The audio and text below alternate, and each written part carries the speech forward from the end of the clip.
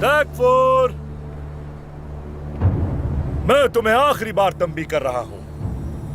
हमारे शहजादे अलाउद्दीन को सही सलामत वापस कर दो और अपना ये किला भी हमारे हवाले कर दो ताकि तुम्हारी और तुम्हारे सिपाहियों की जानें जाया ना की जाए।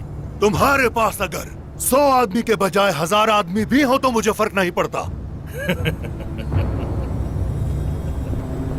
तुम ऐसे नहीं मानोगे। चाहो तो कोशिश कर कर देख लो।